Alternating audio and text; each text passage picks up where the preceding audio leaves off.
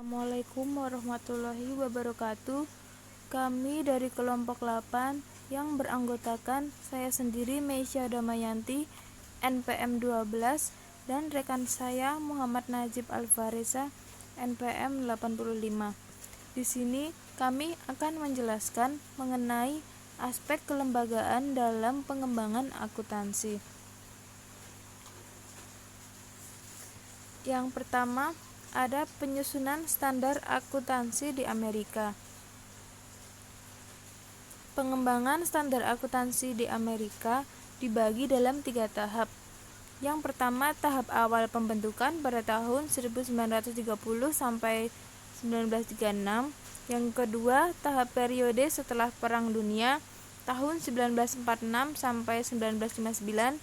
Dan yang terakhir itu tahun 1959 sampai sekarang atau tahap periode modern.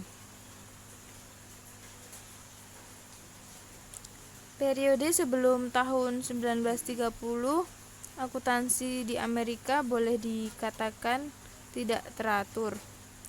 Praktek dan prosedur akuntansi yang digunakan oleh usaha dunia umumnya dianggap rahasia, dalam artian satu perusahaan dengan perusahaan yang lain itu tidak saling mengetahui prosedur akuntansi yang digunakan. Akibatnya terjadi ketidakseragaman dalam praktek akuntansi antar perusahaan, bahkan antar perusahaan dalam industri yang sama. Selanjutnya yaitu periode pembentukan. Pada tahun 1930 sampai 1946.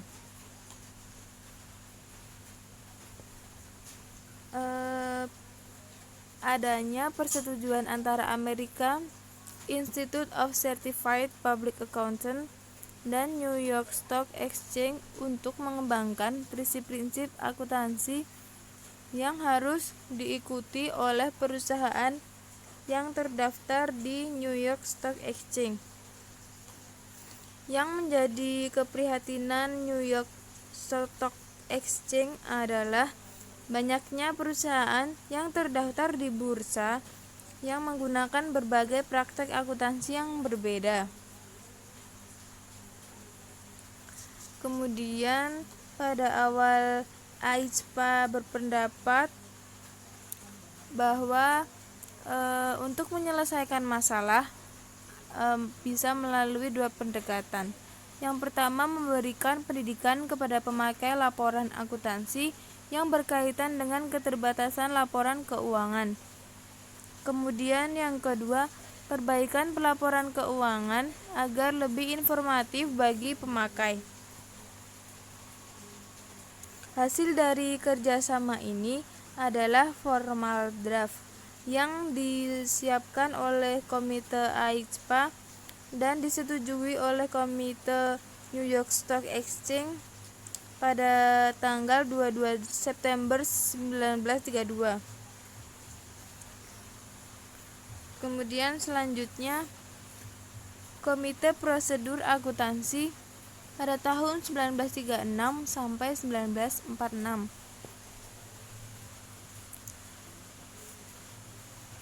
Pada tahun 1936 dibentuk Komite on Accounting Procedure atau CAP oleh AICPA yang beranggotakan 21 orang. Pada awalnya, CAP ini ingin mengembangkan prinsip-prinsip akuntansi yang komprehensif sebagai petunjuk umum pemecahan masalah praktek khusus. Untuk menyusun prinsip seperti ini diperlukan waktu yang cukup lama, yaitu sekitar 5 tahun. Tetapi Bapepam-nya Amerika ingin waktu yang lebih cepat. Akhirnya CAP memutuskan untuk mengadopsi pemecahan masalah khusus dan memberikan rekomendasi pemakaian metode akuntansi tertentu. Kemudian pada masa 1939 sampai 1946 ternyata tidak menghasilkan prinsip akuntansi yang komprehensif. Namun demikian, di sini ada dua kontribusi penting yang dihasilkan. Yang pertama, keseragaman praktek akuntansi secara signifikan mengalami perbaikan. Yang kedua, kebijakan akuntansi yang dibuat hanya untuk sektor swasta. Kemudian yang selanjutnya yaitu periode setelah perang atau tahun 1946 sampai 1959. Setelah Perang Dunia berakhir, terjadi bom ekonomi di Amerika. Industri-industri ini memerlukan tambahan modal yang sangat signifikan untuk usahanya. Kemudian, pada tahun 1940, diperkirakan ada 4 juta pemegang saham. Kemudian, pada 1952, jumlah pemegang saham meningkat 7 juta. Dan tahun 1962 mencapai 17 juta pemegang saham. Nah, hal ini menunjukkan bahwa sebagian besar publik di Amerika sangat berkepentingan terhadap laporan keuangan perusahaan. Laporan keuangan ini menjadi sumber penting untuk dalam pengambilan keputusan. Sebagai akibatnya, laporan keuangan dan standar akuntansi yang digunakan untuk menyusun laporan keuangan mendapat perhatian secara nasional. Kemudian, pada masa setelah perang, CAP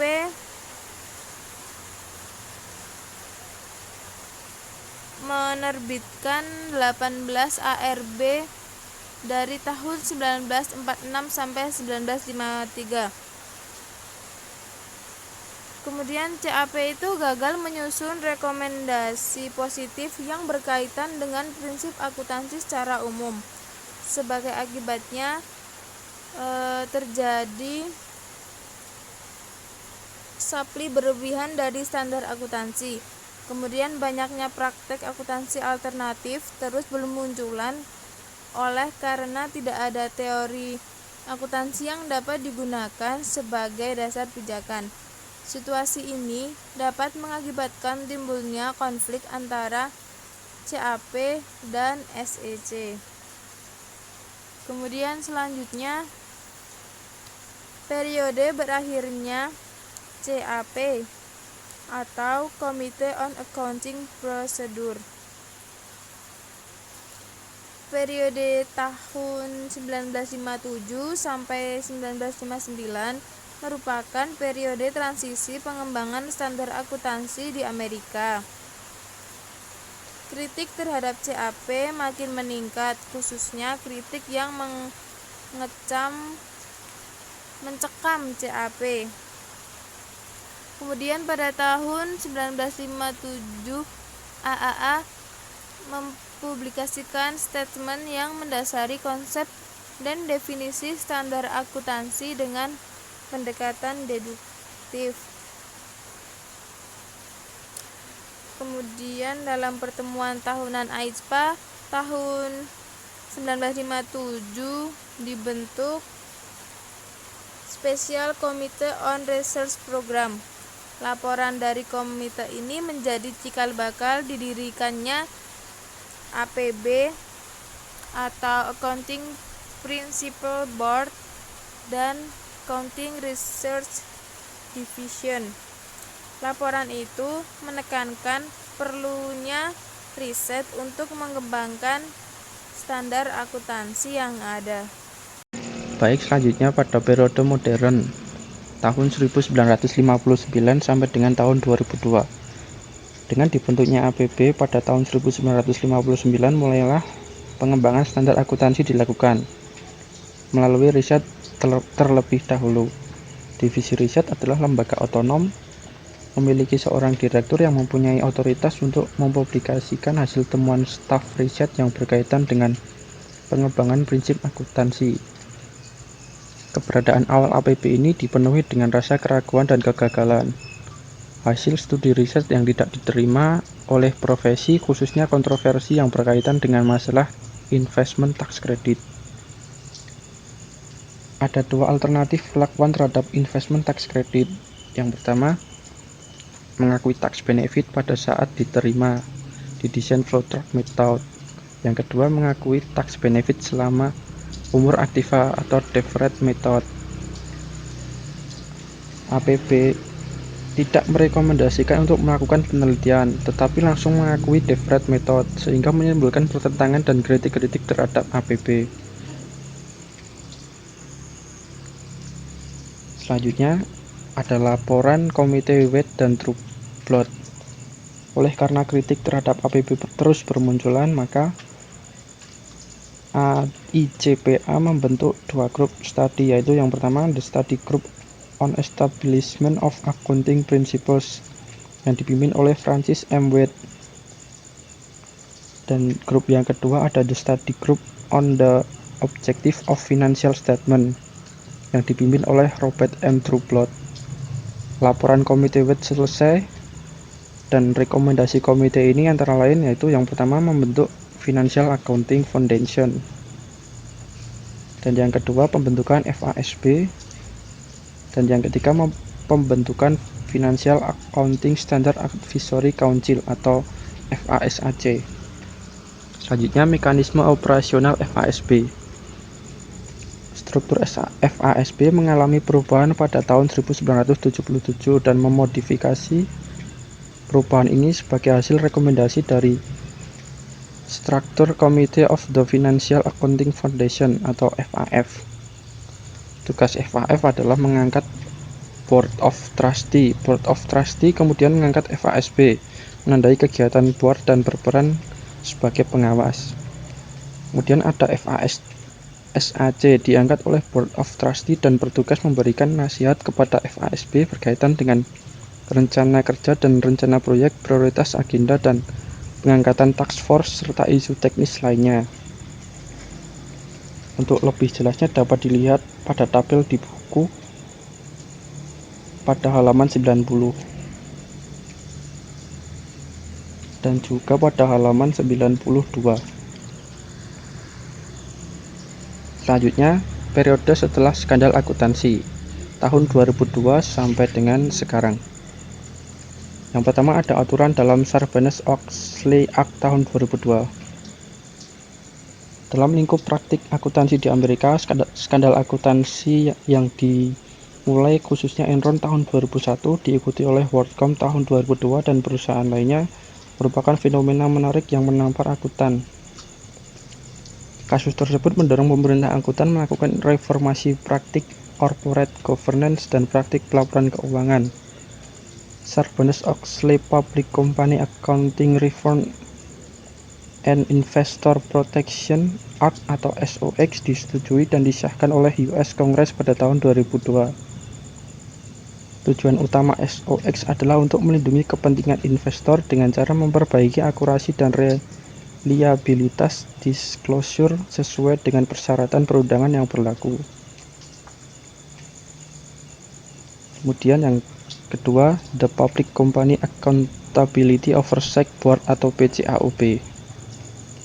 PCAOB merupakan organisasi nirlaba swasta terdiri dari 5 anggota dan maksimal 2 diantaranya adalah anggota yang bersertifikat akuntan publik.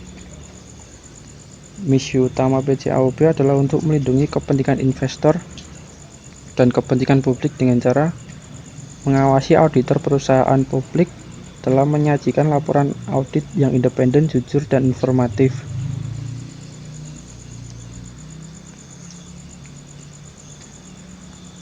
Selanjutnya ada standar akuntansi global. Di sini standar akuntansi global ada 4. Yang pertama ada IASC Foundation. IASC Foundation beranggotakan 19 trustee. Kemudian trustee mempunyai tanggung jawab yang pertama mengangkat anggota dewan. Yang kedua mengangkat anggota IFRIC dan SAC. Yang ketiga mengkaji strategi tahunan dari IASC dan efektivitasnya. Yang keempat menyetujui anggaran tahunan IASC dan efektivitasnya. Yang kelima mengkaji isu-isu strategis yang akan mempengaruhi standar akuntansi, mendorong IASC dan pekerjaannya, dan mendorong tujuan penerapan IFRS. Dan yang keenam, menetapkan dan merubah prosedur operasional untuk Dewan, IFRIC, dan SAC. Dalam melaksanakan tugasnya, trustee bertindak atas dasar single majority vote, kecuali untuk mengamandemen konstitusi memerlukan persetujuan 75% majority. Kemudian untuk standar akuntansi global yang kedua ada The International Accounting Standard Board atau IASB. Dewan IASB mempunyai 14 anggota, di mana 12 anggota full-time dan 2 anggota part-time. IASB sendiri bertanggung jawab yang pertama mengembangkan dan menerbitkan IFRS dan exposure draft, dan yang kedua menyetujui interpretasi yang dikembangkan oleh IFRIC. Kemudian yang ketiga ada International Financial Reporting Interpretation Committee atau IFRIC. IFRIC ini bertanggung jawab yang pertama menginterpretasikan penerapan IFRS dan memberikan acuan isu-isu pelaporan keuangan yang tidak dibahas khusus dalam IFRS. Yang kedua, mempublikasikan draft interpretasi untuk mendapat tanggapan dari masyarakat.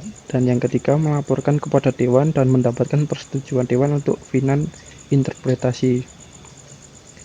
Kemudian yang keempat ada The Standard Advisory Council atau SAC. SAC ini mengadakan pertemuan 3 kali setahun dan terbuka untuk masyarakat.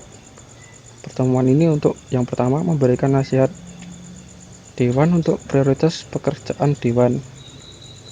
Yang kedua, memberitahu Dewan terhadap dampak usulan standar untuk pengguna dan penyusun laporan keuangan. Dan yang ketiga, memberi nasihat kepada Dewan atau kepada trustee. Demikian presentasi dari kelompok kami. Mohon maaf apabila terdapat kesalahan dan kekurangan. Billahi taufiq wal hidayah. Wassalamualaikum warahmatullahi wabarakatuh.